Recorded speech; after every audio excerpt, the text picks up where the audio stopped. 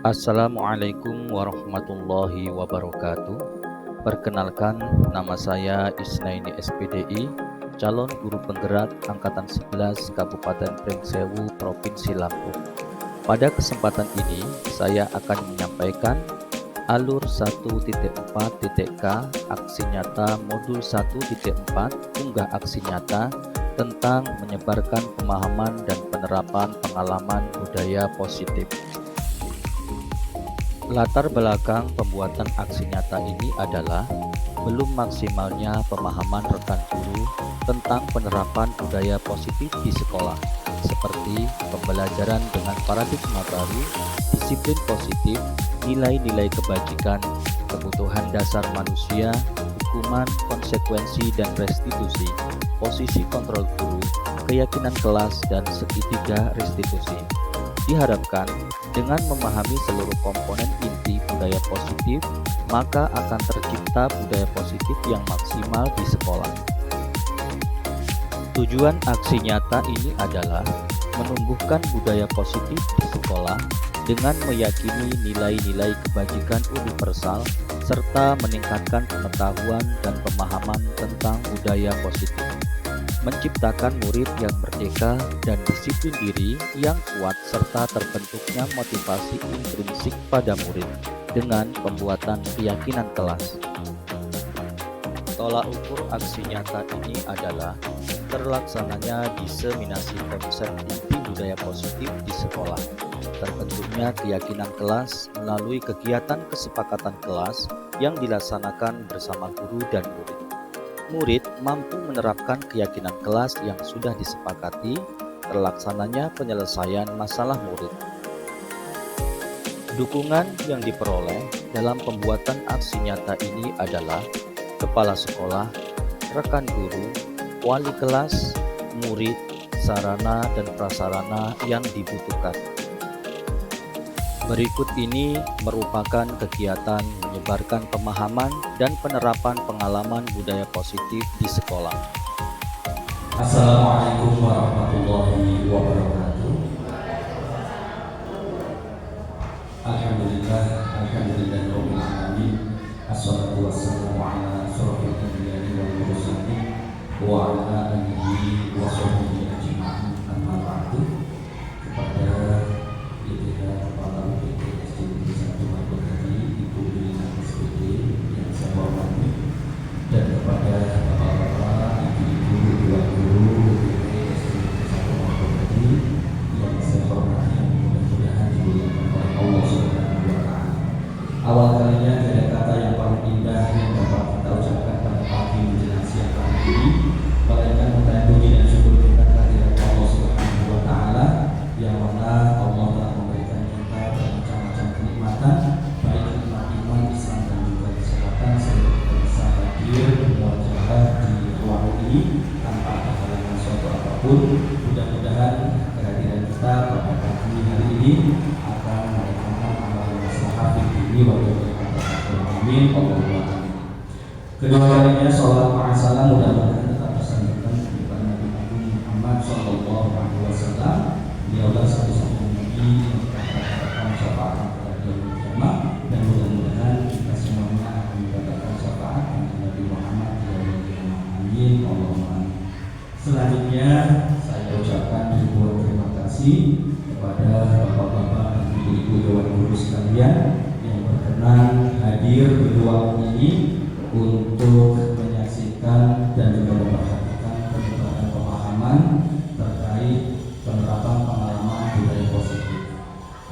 Jadi yang saya laksanakan pada hari ini adalah salah satu tugas CGP atau calon guru penggerak, tidak hanya untuk menggurui Bapak Ibu ya, tetapi ini adalah tugas untuk menyebarkan pemahaman tentang budaya positif di sekolah. Mudah-mudahan dengan adanya penyebaran atau berbagi pengalaman ini, jika ada sisi baiknya bisa diambil dan diterapkan di tempat kehadirannya. Baik Bapak Ibu, sudah kenal tentang kepercayaan kesempatan ini. Temanya adalah menyebarkan pemahaman dan penerapan pengalaman budaya positif. Saya SPDI CGP Angkatan 11 Kabupaten Pringsewu Lampung. Nah, yang pertama adalah budaya positif. Saya yakin Bapak Ibu sudah tidak asing dengan kalimat budaya positif. Apa sih budaya positif? Budaya positif merupakan perwujudan dari nilai-nilai kebajikan universal yang diterapkan di sekolah. Nah, ini budaya positif itu adalah sebuah nilai-nilai kebajikan, nilai yang baik, yang mana nilai itu diterapkan di sekolah. Nah, budaya positif ini dapat mendorong murid untuk memiliki sikap mandiri dan bertanggung jawab. Jadi, upaya yang kita lakukan dalam menerapkan budaya positif ini tujuannya adalah untuk mendorong murid agar memiliki sikap mandiri dan bertanggung jawab. Lalu, apa saja Bapak Ibu yang tergolong budaya positif? Konsep dasar budaya positif itu antara lain, yang pertama adalah perubahan paradigma belajar.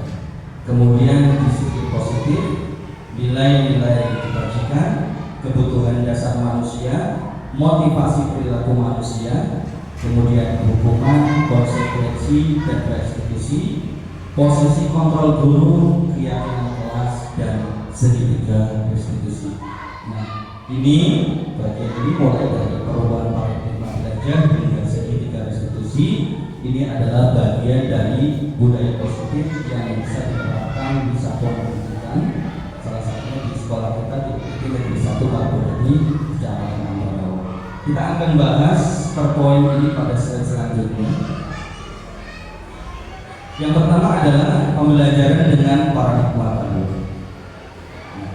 Pembelajaran dengan paradigma baru ini merupakan pembelajaran yang berdasarkan prinsip pembelajaran berdiferensiasi, sehingga para peserta didik belajar sesuai dengan kebutuhannya berdasarkan tahap perkembangan sesuai teori psikologi modern untuk mewujudkan profil pelajar Pancasila. Nah, jadi dari pembelajaran dengan paradigma baru di sini ini ada beberapa poin atau underline yang bisa kita perhatikan. Di sini yang pertama pembelajaran berdiferensiasi ya Bapak Ibu. Diferensiasi itu kan asal kata dari differ, artinya adalah berbeda. Jadi di dalam satu ruang, satu kelas tempat kita mengajar pasti anak itu memiliki perbedaan. Ada yang lambat, ada yang cepat, ada yang suka atau berminatnya menggambar, ada minatnya menulis dan lain sebagainya, memiliki gaya belajar yang berbeda-beda. Nah, ini underline. Kemudian tujuan daripada pembelajaran paradigma baru adalah untuk mewujudkan profil pelajar Pancasila. Nah, ini yang sedang kita usung di dalam Merdeka Belajar yang sedang kita lakukan sekarang adalah dalam mewujudkan profil pelajar Pancasila. Saya yakin Bapak Ibu sudah tidak asing lagi dengan kalimat profil pelajar Pancasila, tetapi di sini perlu kita ketahui apa saja sih yang termasuk daripada profil pelajar Pancasila. Ada 6 poin profil pelajar Pancasila Bapak Ibu. Yang pertama, beriman, bertakwa kepada Tuhan yang Maha Esa dan berakhlak mulia. Jadi orientasi pembelajaran kita mengusung pada peningkatan keimanan dan takwa kepada Tuhan yang Maha Esa dan agar berakhlak mulia. Kemudian cirinya adalah profil pelajar Pancasila selanjutnya berpendidikan global. Kemudian adanya gotong royong, kreatif, bernalar kritis, dan mampu. Ini yang kita upayakan belajar bersama-sama untuk mewujudkan adanya profil pelajar Pancasila. Baik, selanjutnya miskonsepsi tentang teori kontrol. Nah, jadi ada miskonsepsi Bapak Ibu. Miskonsepsi itu adalah sesuatu yang berlainan dengan akal pikiran kita atau dari batin kita yang berbeda dengan pandangan kita. Apa miskonsepsi tentang teori kontrol ini? Nah, ini berdasarkan pendapat Dr. William Glasser melalui choice theory meluruskan beberapa miskonsepsi tentang makna kontrol. Jadi beliau ini meluruskan miskonsepsi tentang makna kontrol. Yang pertama, miskonsepsi adalah guru mengontrol murid. Ini yang mungkin kadang-kadang kita lakukan ya Bapak Ibu. Kita mengontrol murid agar murid sesuai dengan apa yang kita inginkan. Padahal sebetulnya apa? Kita tidak bisa mengontrol murid jika dia tidak mau. Harus ada dorongan sendiri dari diri murid. Jadi murid punya dorongan pribadi dari dia, ya kan? sehingga melakukan sesuatu sesuai dengan apa yang diinginkan. Lalu apa yang bisa kita lakukan Bapak Ibu? Bukan melontok, tetapi menuntun, ya, menuntun murid untuk mencapai apa yang dia inginkan. Ya, seperti itu. Kemudian yang kedua, penguatan positif, efektif dan bermanfaat. Ya, penguatan itu bentuknya positif dan sangat efektif, kemudian memberikan manfaat, semisal tujukan dan nasihat-nasihat. Nah, tapi Bapak Ibu tentunya di sini ada plus minus ya, negatif dan positif. Ya, negatifnya apa? Jika terlalu dalam kita dalam memberikan penguatan itu ada sisi ketergantungan. Siswa itu tidak mandiri, bergantung dengan guru. Seperti itu. Karena kalau tidak diinstruksi oleh guru, dia akan diam. Jadi bergantung seperti itu. Kemudian kritikan dapat membuat orang merasa bersalah, dapat menguatkan karakter.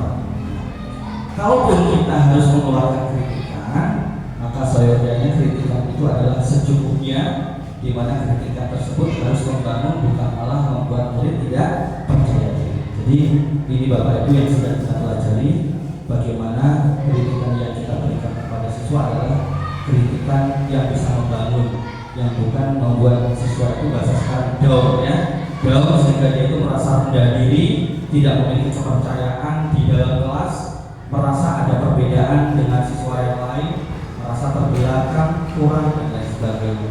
Ini posisi kita sebagai guru, meningkatkan motivasinya, walau dengan keterbatasan dia punya sesuatu yang lebih. Seperti itu. Di antara manusia itu pasti ada sesuatu yang lebih di antara kekurangan yang dia miliki. Nah, seperti itu. Orang dewasa memiliki hak untuk memaksa, menentukan pilihan adalah hak masing-masing manusia. Nah, ini ketika kita terapkan orang dewasa itu kita, ya, yang muda adalah anaknya.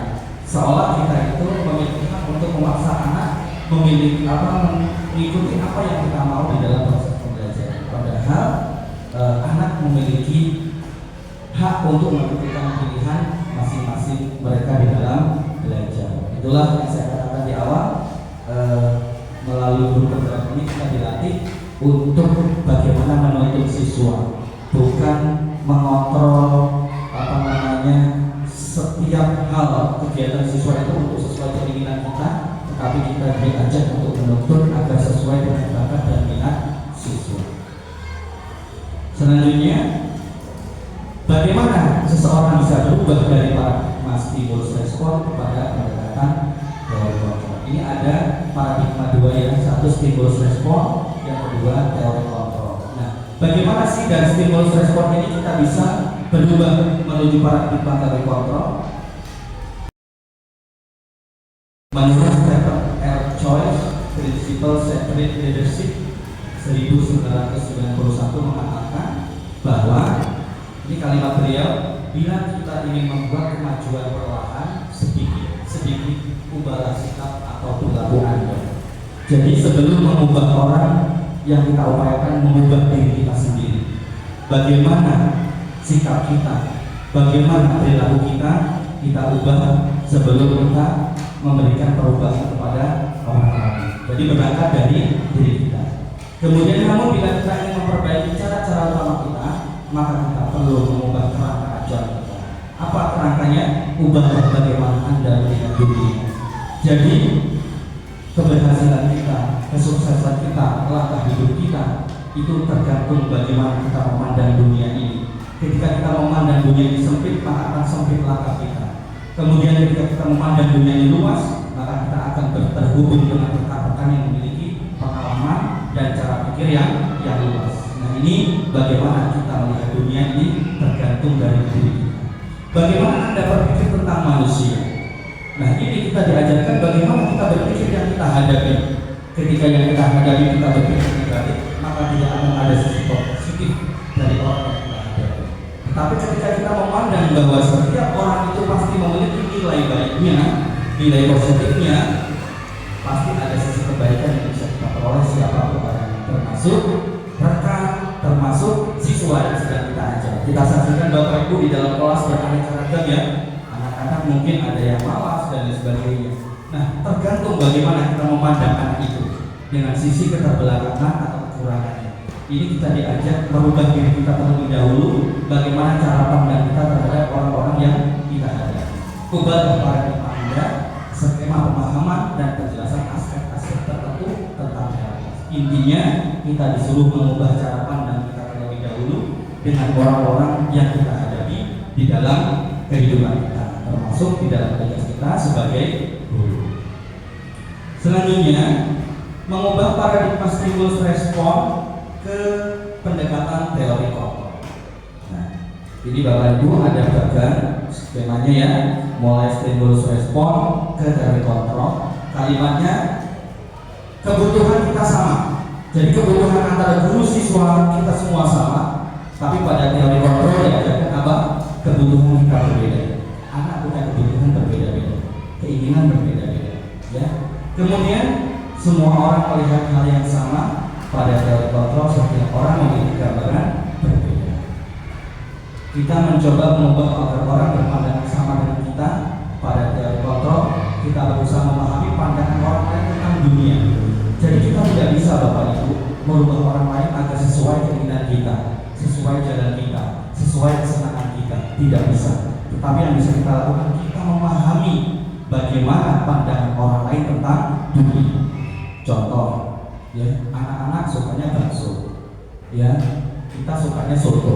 Kita memaksa anak agar suka soto, tidak bisa, ya. Tetapi kita memahami, oh anak sukanya bakso, seperti itu ya. Jadi kita tuh merubah pandangan kita. Bagaimana kita memahami pandangan orang lain tentang dunia. Perilaku buruk dilihat sebagai suatu kesalahan. Semua perilaku memiliki tujuan. Ini ada dalam segitiga restitusi Bapak Ibu. Nah ini yang sering saya sendiri ya, saya sendiri lepas kontrol seperti ini. Perilaku buruk siswa yang mungkin nulisnya lambat ya, kemudian tidak menyelesaikan menulis, atau siswa itu bermain-main saja, ini merupakan satu kesalahan. Tetapi ternyata semua perilaku yang dilakukan siswa di dalam kelas, baik yang lambat, baik yang cepat, baik yang bermain-main, baik yang makan dan lain sebagainya, itu memiliki tujuan.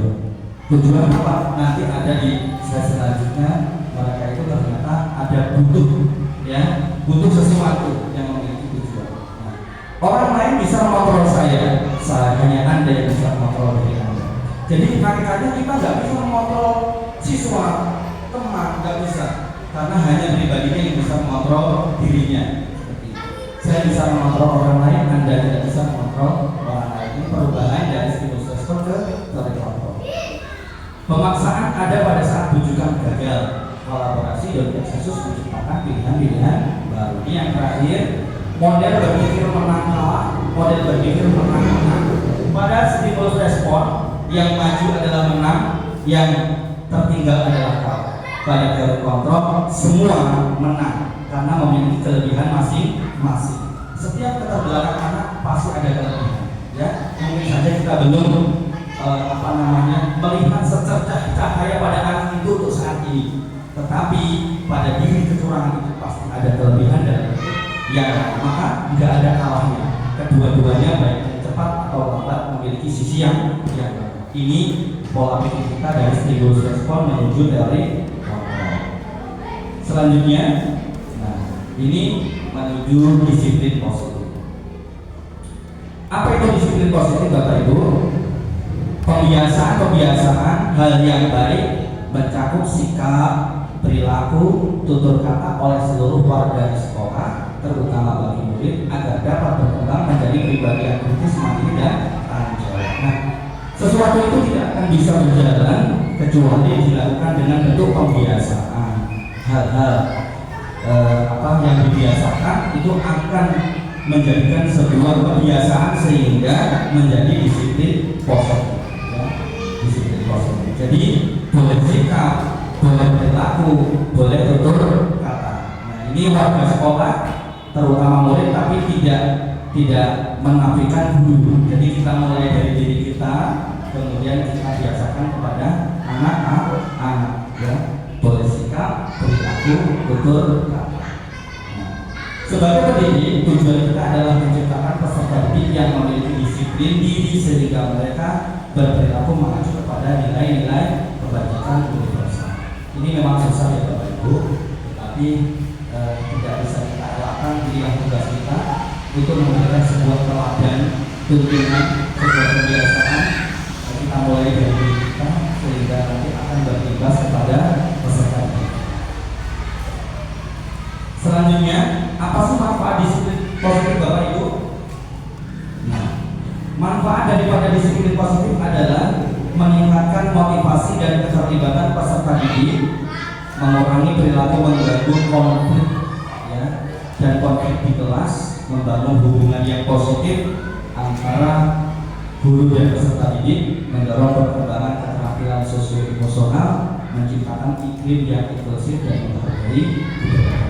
Ini di antara manfaat disiplin positif yang dirasakan di sekolah. Tentunya masih banyak manfaat-manfaat yang lain. Nilai-nilai kebajikan. Ini poin selanjutnya. Nilai-nilai kebajikan adalah nilai-nilai yang disepakati bersama, lepas dari suku bangsa, agama, bahasa maupun latar belakang. Jadi nilai-nilai kebajikan yang dilaksanakan itu lepas dari suku bangsa, agama, bahasa maupun latar belakang. Nilai-nilai ini merupakan payung besar dari sikap dan perilaku kita, atau nilai-nilai ini merupakan fondasi kita berperilaku. Nilai-nilai kebajikan adalah sifat-sifat positif manusia yang merupakan tujuan mulia yang ingin dicapai setiap individu. Ini nilai-nilai kebajikan yang bisa kita terapkan di dalam sektor pendidikan. Apa saja, Bapak Ibu, di antara nilai-nilai kebajikan yang disepakati oleh berbagai institusi? Jadi ada banyak nilai kebajikan yang sudah disepakati oleh institusi. Di sini saya mengambil 3. Yang pertama adalah profil pelajar Pancasila. Ada 6. Beriman, bertakwa kepada Tuhan yang Maha Esa dan berakhlak mulia. Ya, kita bisa menerapkannya dengan berbagai kegiatan, kebiasaan-kebiasaan akhlakul karimah. Sikap mandiri, bernalar kritis, berkebidikan global, bergotong royong dan kreatif. Ini adalah nilai-nilai kebajikan yang bisa diterapkan di satuan pendidikan. Kemudian menurut the 7 essential virtues, building moral intelligence is right borderline, empati, suara hati, kontrol diri, rasa hormat, kebaikan, toleransi dan keadilan. Ini yang dikategorikan sebagai nilai-nilai kebajikan. Yang ketiga, menurut PIP, Primary Years Program, ya, sikap murid yakni toleransi, rasa hormat, integritas, mandiri, menghargai, antusias, empati, keingintahuan, kreativitas, kerjasama, percaya diri dan komitmen. Itu nilai-nilai kebajikan diantaranya yang telah disepakati oleh berbagai institusi. Kebutuhan dasar manusia. Ternyata manusia itu memiliki kebutuhan dasar. Apa itu kebutuhan dasar? Suatu yang kita lakukan untuk mendapatkan apa yang kita inginkan. Seluruh tindakan yang kita lakukan memiliki tujuan tertentu, dan semua usaha terbaik yang kita lakukan adalah dalam rangka agar kebutuhan dasar kita terpenuhi dengan baik. Jadi ini yang dimaksud dengan kebutuhan dasar manusia. Ada 5 kebutuhan dasar manusia, Bapak Ibu. Apa saja? Yang pertama, bertahan hidup. Apa itu bertahan hidup? Makan, pakaian, tempat tinggal, keamanan, kesehatan.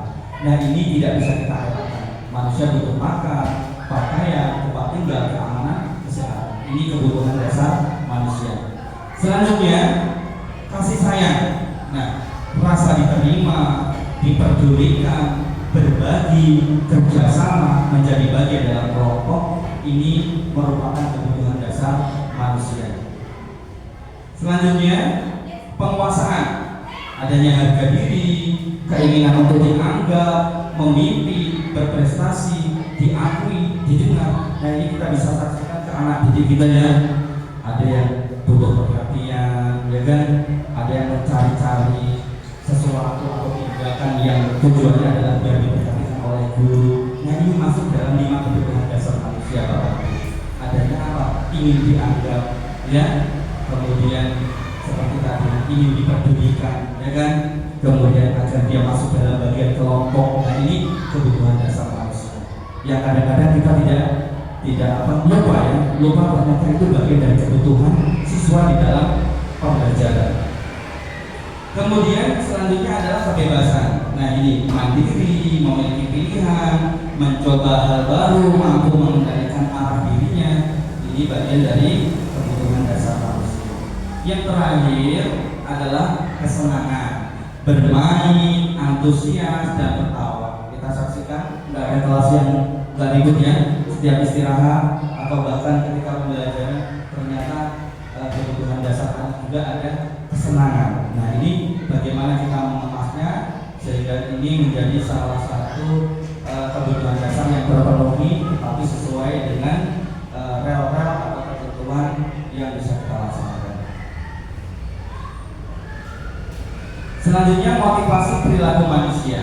Menurut Diana Gosen dalam bukunya Restructuring Psychology ya, ada 3 motivasi perilaku hidup manusia. Yang pertama, menghindari ketidaknyamanan atau hukuman.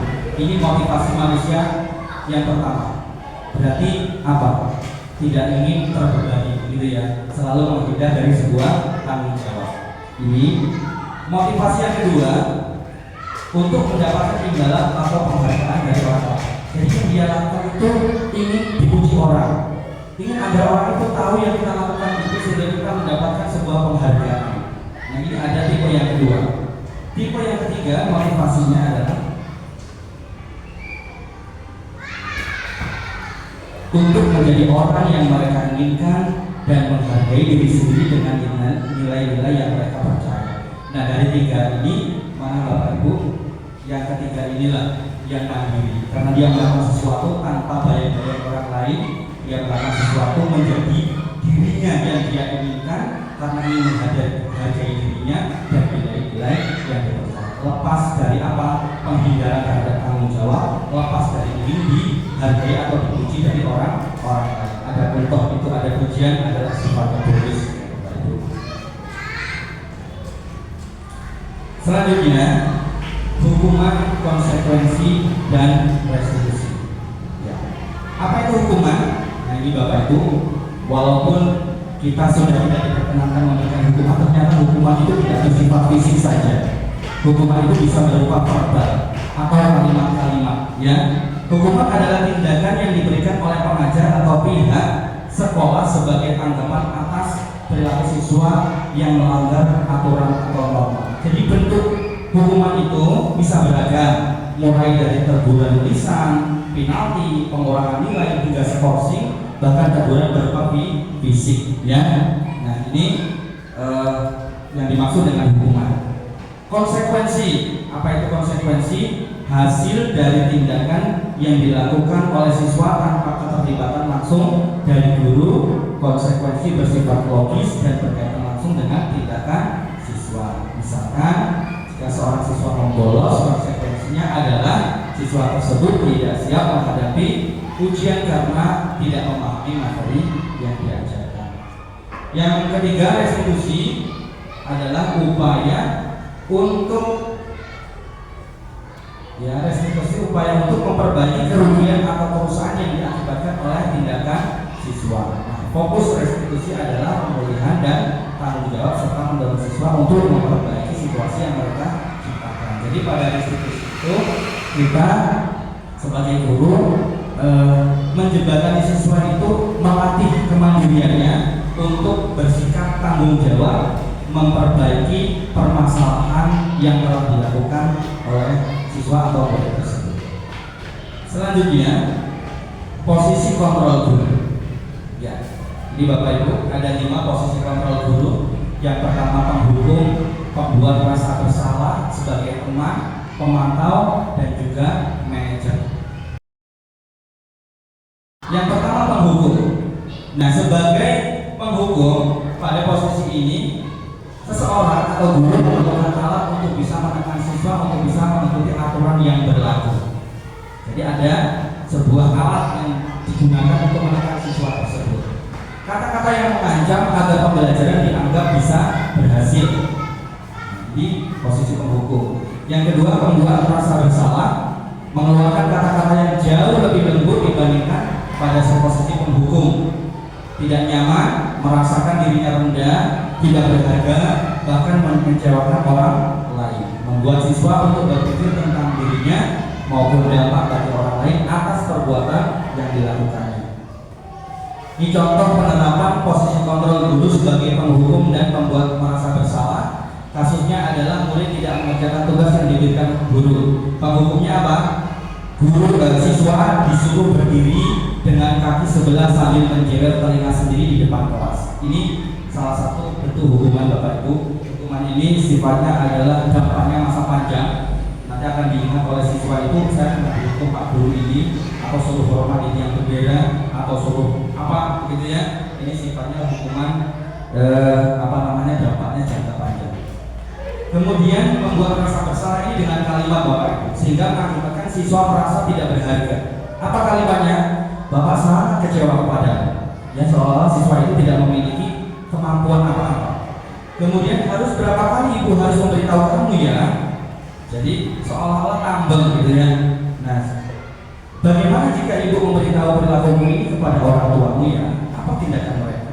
Jadi membuat anak seperti merasa bersalah terhadap apa yang dilakukan. Ini kalimatnya lembut tapi menusuk ya Bapak Ibu. Seperti itu. Jadi membuat anak itu seperti merasa hilang kepercayaan dirinya. Terus sebagai teman, guru bisa melakukan kontrol agar bisa mengendalikan dan mengarahkan perilaku atau tindakan murid. Ini posisi teman. Nah, sebagai posisi teman ini ada positif negatif Bapak Ibu. Positifnya apa?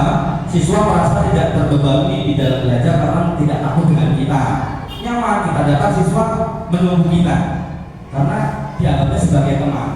Tapi negatifnya apa? Siswa bergantung sama kita. Ya, kalau nggak kita arahkan, kalau nggak kita tunjukin ini, dia nunggu aja sama kita. Nah, ini negatif positifnya. Ya, kalau posisi kontrol sebagai teman. Sebagai pemantau, mengawasi setiap langkah siswa saat di sekolah berdasarkan ketentuan atau peraturan yang berlaku. Bertindak sesuai aturan atau kesepakatan yang ada sehingga dapat memisahkan hubungan pribadi dengan siswa. Contoh penerapan 5 posisi kontrol guru ya pada kontrol teman. Ayo dong kamu kerjakan tugasnya, nanti kalau sudah selesai kita main game. Nah, anak ini akan terburu-buru ya, semangat sekali mengerjakan tugasnya. Kenapa? Pengen main game dengan bapak guru atau ibu gurunya.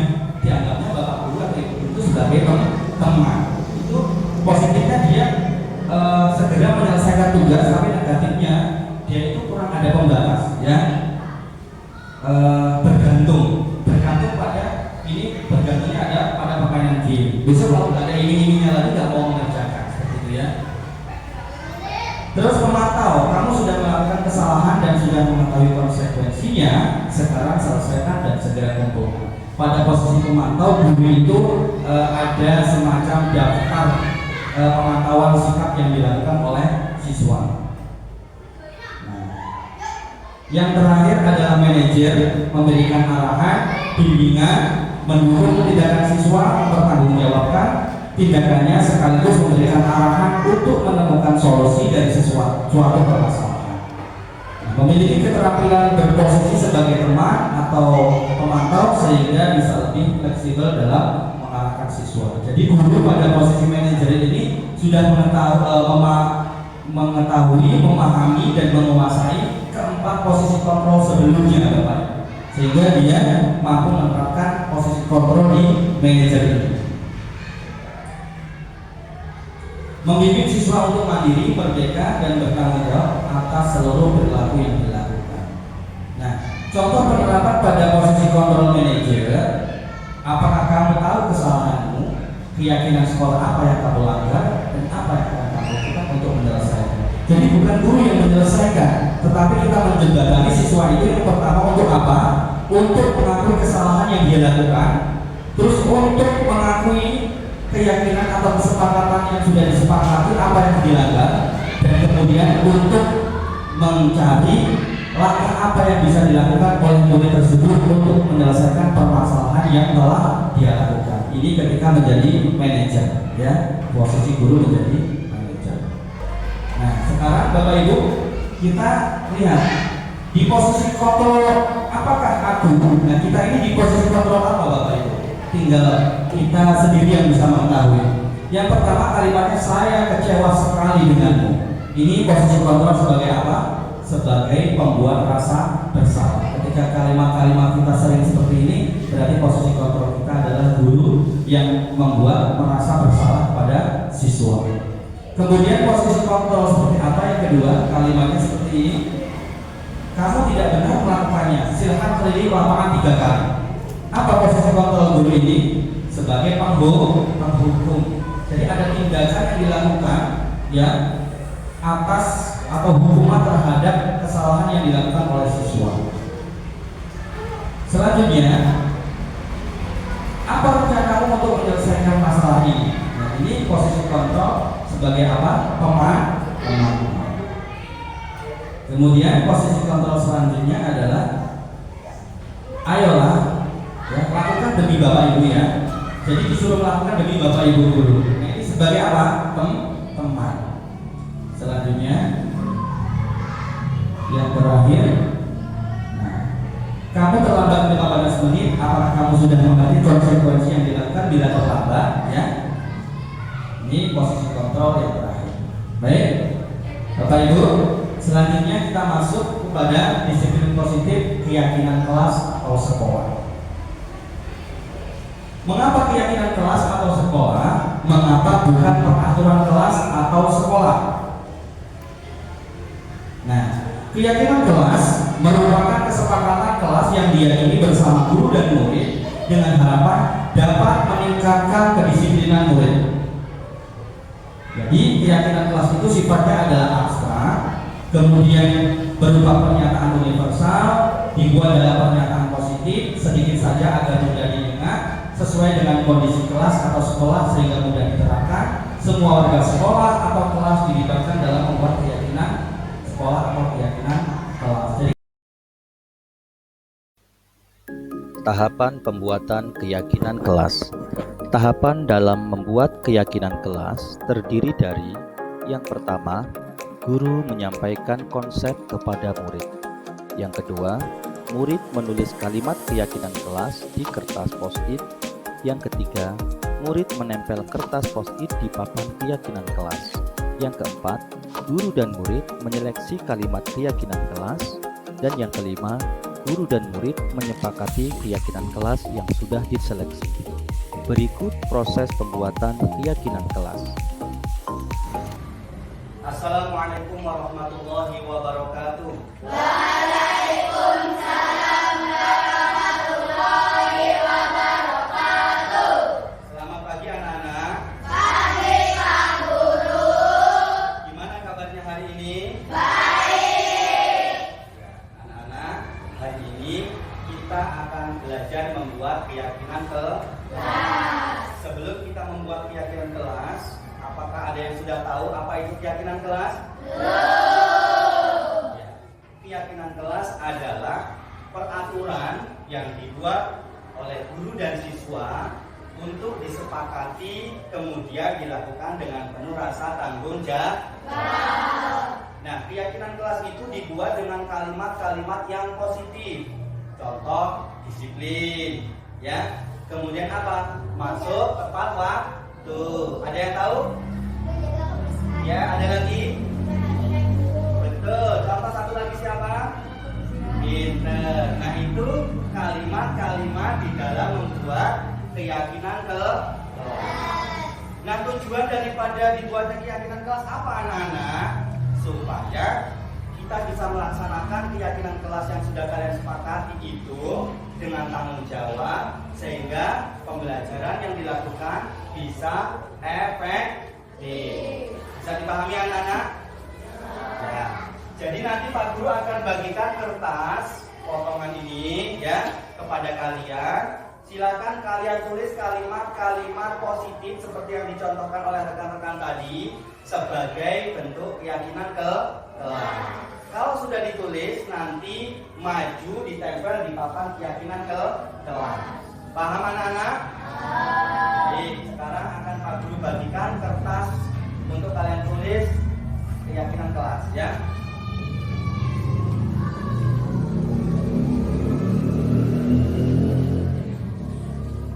Silakan ditulis keyakinan kelas yang ingin kalian buat.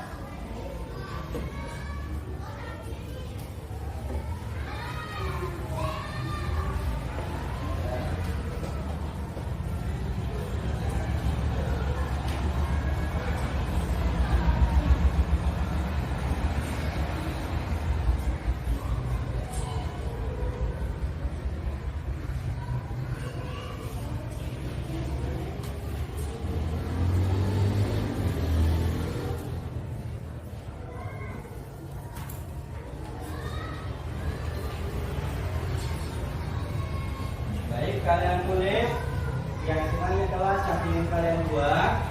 Nanti jika sudah, kita akan tempel di papan keyakinan kelas. Waktunya 5 menit. Oke. Sudah selesai? Terus ya. Kalau sudah selesai, silakan yang dari urutan sana untuk menempel kertas yang sudah ditulis keyakinan kelas di papan keyakinan kelas. Ayo silakan. Langsung orangnya. Terus.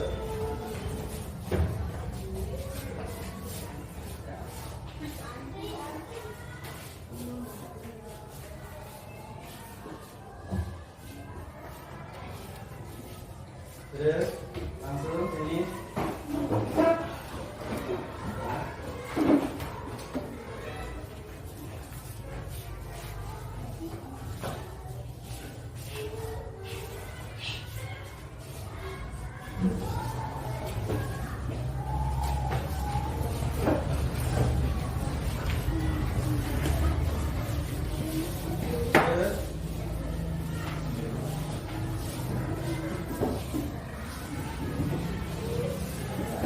Kembali ke tempat yang sudah menempel.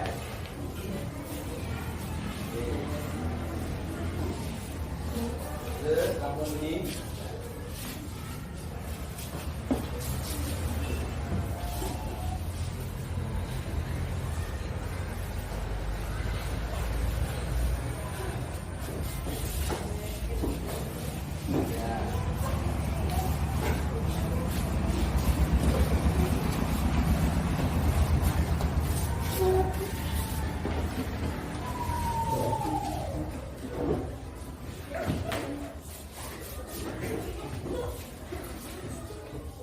Terus bawahnya, apa bawahnya sini? Oke, nah bawahnya di sana.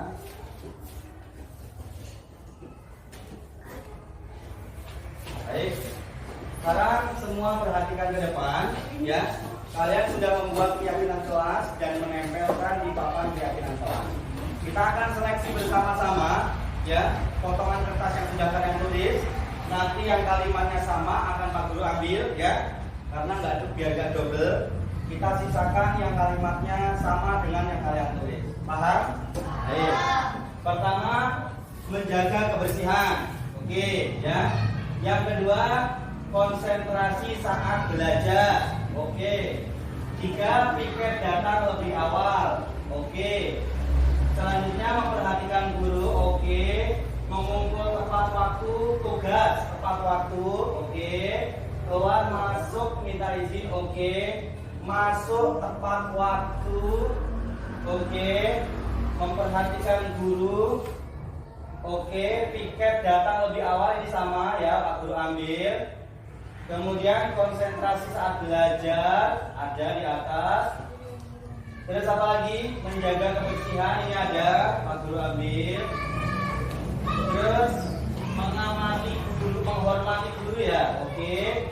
Saling menghargai antar teman. Oke. Keluar masuk minta izin tadi ada ya.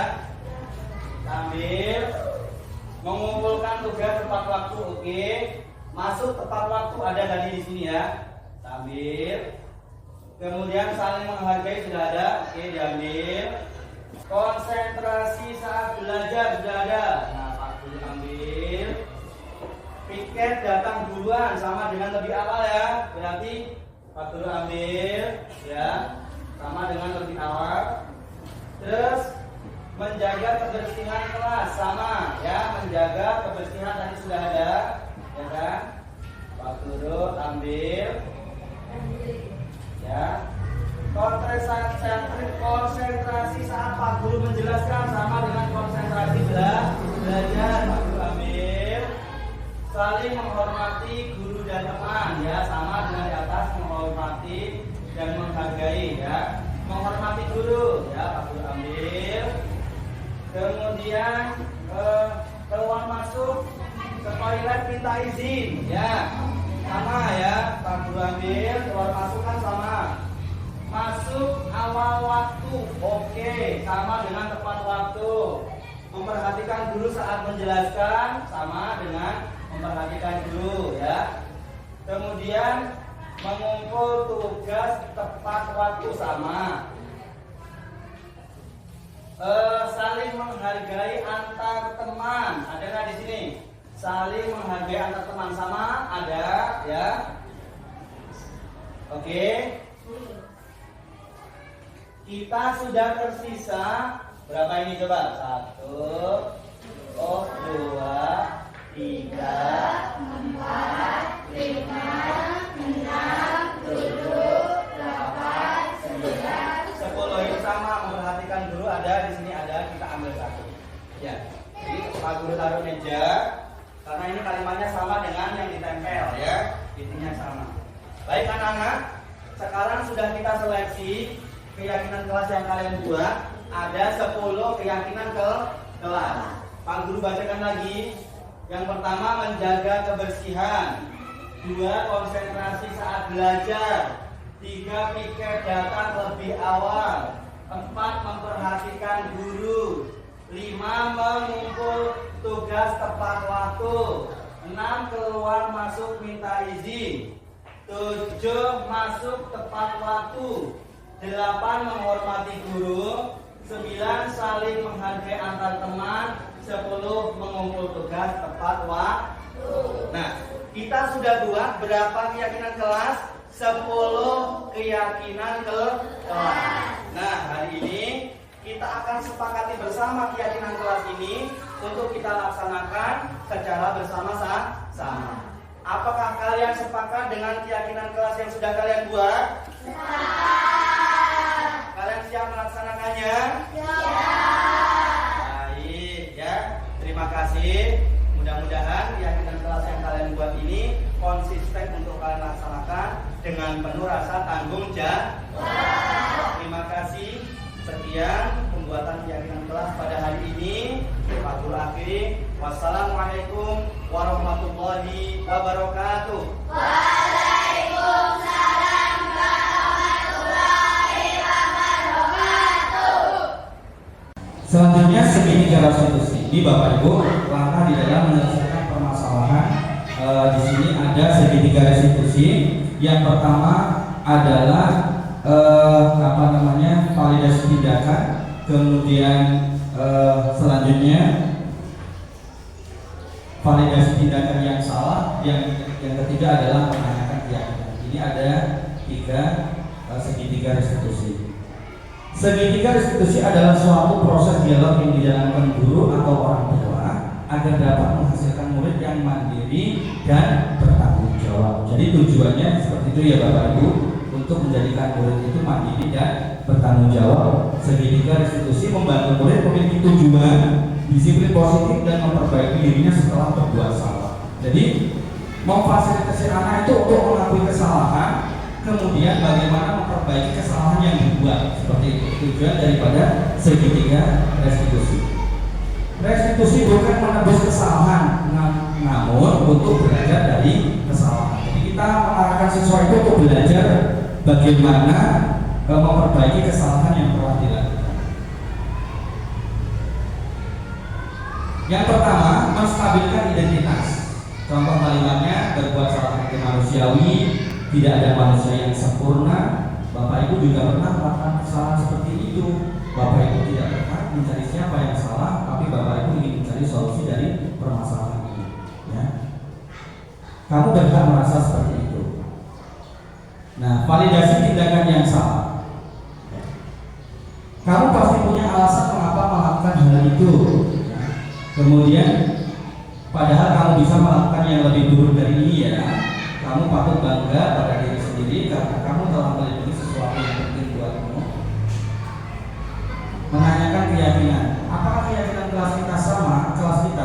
nilai-nilai apa yang telah kita sepakati, seperti apa gambaran kelas yang ideal menurut kamu, kamu mau jadi orang yang seperti apa. Nah, ini contoh daripada keyakinan kelas. Tahapan segitiga restitusi. Tahapan dalam segitiga restitusi adalah: yang pertama, menstabilkan identitas; yang kedua, validasi tindakan yang salah; dan yang ketiga, menanyakan keyakinan. Berikut proses penyelesaian masalah dengan menggunakan segitiga restitusi. Assalamualaikum Regita. Waalaikumsalam, Pak. Gimana kabarnya? Pak. Ya, Regita tahu tidak kenapa Pak Guru memanggil Regita ke sini? Ya, Pak. Ya, Regita, Pak Guru pengen ngobrol-ngobrol sebentar dengan Regita. Apakah Regita siap? Ya, Pak. Ya, Regita, Pak Guru perhatikan sudah beberapa kali Pak Guru menyuruh siswa-siswa di kelas Bapak untuk mengumpulkan tugas. Nah, Regita tidak mengumpulkan PR yang telah Pak Guru berikan. Apakah benar seperti itu? Ya, Regita tidak mengumpulkan PR yang diberikan oleh guru. Menurut Regita itu perbuatan yang salah atau benar? Salam, Pak. Ya, kita setiap orang itu pernah berbuat salah ya. Tetapi yang terpenting adalah mau berubah dan tidak mengulangi kesalahan yang telah dilakukan. Nah, tentunya Regita punya alasan kan, kenapa Regita tidak mengerjakan PR, tidak mengumpulkan PR itu.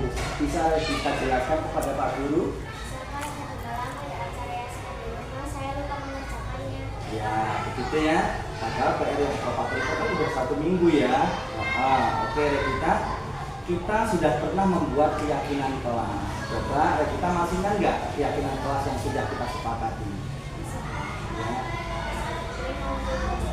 Ya, dari yang Regita sebutkan kira-kira keyakinan kelas apa yang sudah Regita langgar? Ya, Regita. Sekarang kita sudah tahu ya kesalahan yang Regita berbuat apa? Tidak mengumpul tugas tepat waktu. Nah, setelah Regita menyadari dan mengetahui, apakah Regita bersedia untuk merubahnya? Ya, Pak, saya siap merubah. Ya, terima kasih Regita. Bagus, mudah-mudahan kita bisa menjadi pribadi yang lebih baik ke depan. Terima kasih Regita. Sekarang Regita bisa kembali ke kelas. Assalamualaikum warahmatullahi wabarakatuh. Nama saya Regita Ramadhani, kelas 5, UPT SD Negeri 1 Margodadi. Saya menyadari kesalahan saya tidak akan menunda-nunda mengerjakan PR, sehingga bisa mengumpulkan PR tepat waktu. Wassalamualaikum warahmatullahi wabarakatuh. Dalam penerapan disiplin positif, hendaknya guru memiliki standar kepribadian, profesional dan sosial yang baik, di mana guru mampu merefleksi dirinya dalam posisi kontrol saat ini, bagaimana perjalanan dirinya sebagai amal atau manajer yang mampu murid-muridnya menjadi insan yang mandiri, merdeka dan bertanggung jawab menurut standar nasional. Demikian gambaran pemahaman yang dapat saya sampaikan. Bila terdapat kesalahan, kekurangan, saya mohon maaf yang sebesar-besarnya. Terima kasih atas Assalamualaikum warahmatullahi wabarakatuh.